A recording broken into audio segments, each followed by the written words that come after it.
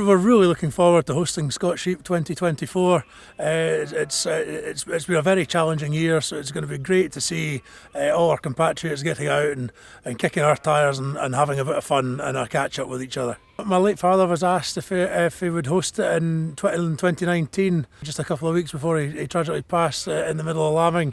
So it's a huge honour to us as a family to host the event, and hopefully there'll be someone looking down with a bit of pride from above.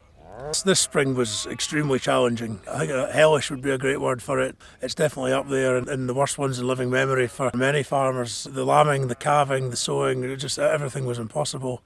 I have to admit I'm very guilty of not taking holidays, and I don't feel like a slave to it, but it's amazing how encompassed you get into what you're doing, and I think it's imperative to get off farm, and I'm lucky I have a young family, so spending time with them it really helps just alleviate the day-to-day stresses and strains of farming. So myself, Charles and Harry, my brothers, we've always got on very well together, but we've been fortunate enough that my father's created an environment where we would a business that was large enough to create the degrees of separation that we could each be our own man on it, and we've been fortunate enough over the years to take on tenancies and other bits of land to further that.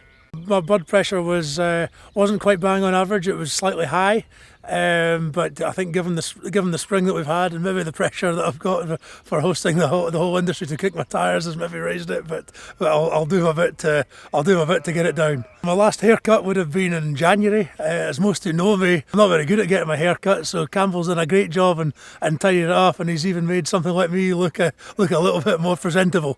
And ideally, what would your wife want you to look like? A lot more handsome, George Clooney-esque, and maybe a bit slimmer.